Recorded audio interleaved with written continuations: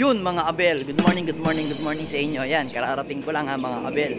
So yun, mag-aabang tayo ng ibon natin ngayon sa BBC. Galing sa ano, ang release nila is Herona Tarlac. So, ang release is 6:45. So, possible nga datingan ng ibon is mga 7:35 AM. So yun, ito yung pang-motivate natin sa dalawang ibon natin. Dalawang magkapatid, si Peter C ang ating sinakay. Pero isa lang ang nilaban natin na pulling, kundi si 3 bar lang mga abel. So yun, naka-display na yung mga ibon natin dito. Bago ako umalis kanina, inihatid ko yung asawa ko. Dinisplay ko na yung mga ibon ko para pagka nakita agad ni Peter C, diretsong landing sa ating landing board. Yan. So good luck nga pala kay paring Madlalop TV. Alam ko kasi nakasali rin siya sa BBC. Sinasakay niya yung kanyang boy dagit. Yan. So yun. Ngayon, alam ko magka-cluster kami kasi apalit siya eh. So ngayon, minalin ako. Yun nga, magka-cluster kaming dalawa. So yun, good luck sa atin dalawa. Sana magtamasa tayo sa pooling para kahit paano meron tayong pambalik taya sa mga ibon natin para hindi na tayo bumunot ng pera sa bulsa natin. So sa pooling pa lang, magtamasa na tayong dalawa paring Madlalop TV. So yun, so ngayon naman is, anong oras na ba? 7:26 na. So 10 minutes na lang, baka biglang magdatingan yung ibon natin. Kaya pupunta na tayo sa pwesto natin doon sa may timba na yun. Kasi pag dito tayo pumesto sa may bandang dito, naiilang sila. Kaya doon tayo tatambay para makita natin ang pag-landing nila. So yan mga abel, tara, samahan nyo na akong mag-abong.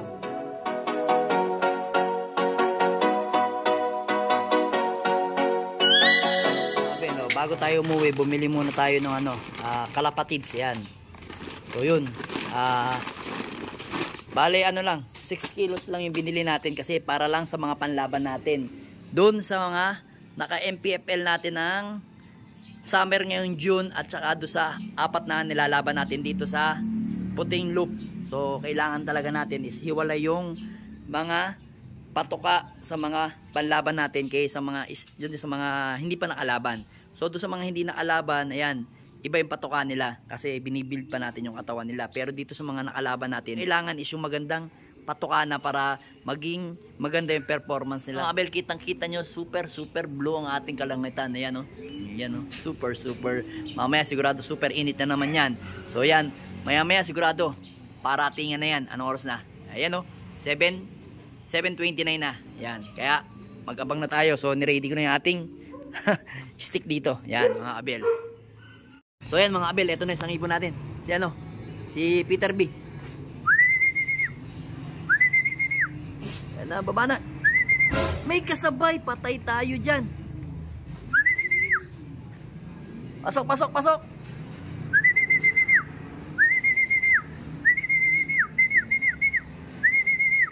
Yan, may kasabay na isa, dagit. O, pasok. Ayun na, dapat rekta to eh. Plak muna natin mga abel. Mga abel, paensya na. Ay, may kasama yung ibon natin. Ng blue bar. Ewan ko kanino yun. Bababa pa sana. Ano na eh. Nakita ko na siya. Lalanding na yung isang ibon na blue bar. Sumunod sa kanya kaya na nagurdo siya sa pagbaba. Aray ko, sayang. Sayang yung unang attempt mo. Sa pangalawang attempt, doon siya bumaba. Ay hindi, pangatlong attempt. Una, hinarangan siya nung kasabay niya. Tapos yung pangalawa, bababa na rin sana siya. Kaso, nauna yung dagit. Tapos yung pangatlong attempt niya, doon lang siya nakababa. Yan, ito yung sticker niya. Ang speed natin is 1:26 mga abel. Aray ko. So hindi natin alam kung makakapwesto tayo. Kasi sa totoo lang mga abel, ang dami nang dumadaang ibon ngayon. Ayan. Dami nang dumadaang ibon. Hindi natin alam kung mabilis yung ibon natin o hindi kasi 1:26 lang yung speed niya. So possible niya may mga mabibilis na ibon sa atin. Ayan. Sayang yun. Sino kaya yun?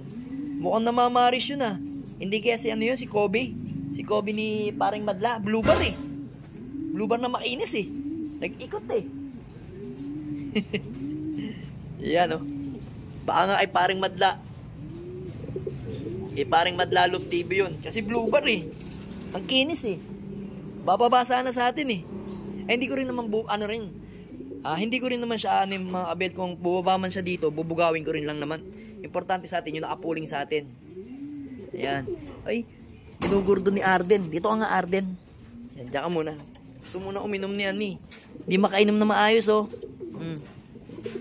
Yan. Abangan pa natin yung isa, mga kabel. Meron pa tayong isang inaabangan. Si Peter si na isa. So yun, ang daming dumadaan, mga kabel. Nakapapansin nyo ba? Dami. Ewan ko lang kung nagkasabay na yung Maynila, ang release ngayon ng Maynila at Pampanga. Update ko kayo kung makakapwesto tayo. Aray ko, medyo nakatatlong ikot yung ibon natin bago bumaba eh. So yun, mga kabel, ito na isa, rekta agad bumaba. Ayan, ayun. Alright, kompleto na ibon natin, oh. Saktong dating ng ibon natin. Ayan, oh, saktong-sakto. Alright na alright. Yung ibon natin, oh, yan.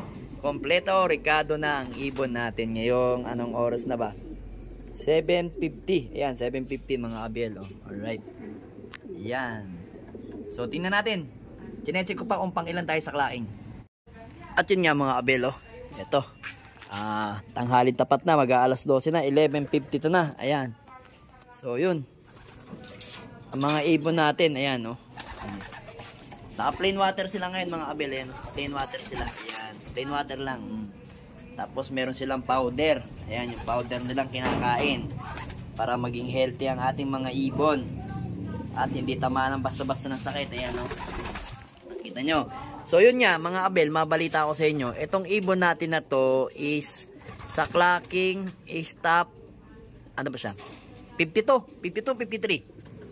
Ang ano niyan, 53 ang ranking niyan sa overall clocking. Ngayon, sa ano naman, sa sa cluster naman is pasok din uli siya sa top 20. Importante, mga kabel, hindi ito nawawala sa rankingan sa top 20. Kasi habang lumalayo, yung iba bumibilis, yung iba bumabagal. Paiba-iba sila. Ito consistent. So ngayon tinanggal ko yung pugad nila. Kasi this Saturday, meron kaming entry na para siyang para siyang patibayan eh. Pero hindi siya patibayan. Ang tawag doon, kung sino yung unang magkaklak sa dulo, siya yung makakuha ng ganitong motor. Ayan, makikita niyo sa screen. Ayan, mga kabel, napakaangas. Ayan. Diba, mga kabel, kumbaga, kailangan mo mag-lap winner sa dulo para manalo ka. Kung hindi naman or wala namang magkaklak sa dulo, ang mangyayari, mga kabel, yung previous na result na nag-lap winner, hindi ko alam kasi kung anong last lap namin. Kunyari, example lang to. Kunyari, ang last lap namin is Claveria. So, kunyari, nag-zero clocking. So, kung nag-zero clocking yun, sa darating, yung previous na pagudpod na nag-clock ng lap winner, siya ang mananalo ng motor na yan. Pero sa ngayon, sa tingin ko, hindi mangyayari mag-zero clocking sa dulo. Kasi, ang kasabay natin is BBC Manila. Tapos, BBC Pampanga. So, ngayon, pag nagsama-sama yun sa release point, napakadaming ibon nun. Siguro, mga 4 hanggang 5 truck. So, pagpalagay natin na kulang-kulang 10,000 ang naglalaban-laban. So, siyempre, bukod yung BBCM, bukod yung BBC Pampanga, mga kabel. So, yun nga, sana makarating sa magandang paroroonan yung ating Peter B. Yan yung dalawang yan. Ay, Peter B ba? Peter C pala. Peter C yan eh. Peter C Jaime Lim yan. Peter C Jaime Lim nga. Nagkamali na. Peter C Jose Torres silang dalawa. Yan. Yan yung huling Jose Torres natin. Yung dalawang yan. Pero Peter C, yan yung mga Peter C line natin. Like neto. To, Peter B to. Pero may pasok din tong Peter C. Ito naman Banlun. Banlun 73 pero may dugyot. Yan, mga kabel. Diba? Halos magkakaano lang sila. Magkakapamilya lang yung mga ibon natin dito. So, yan. So, yan. Kitang-kita nyo si Crested. Oh. Napakaganda na. Solid na si Crested. Oh. Ayan. Oh. Ayan yung mga crested natin. Ito naman yung ibon natin of color na si red pepper. Yan, mga kabel. So yun, ano na sila, mga nagbibinata at nagdudumalaga. Ayan, no? Kita nyo to, mga kabel. Oh.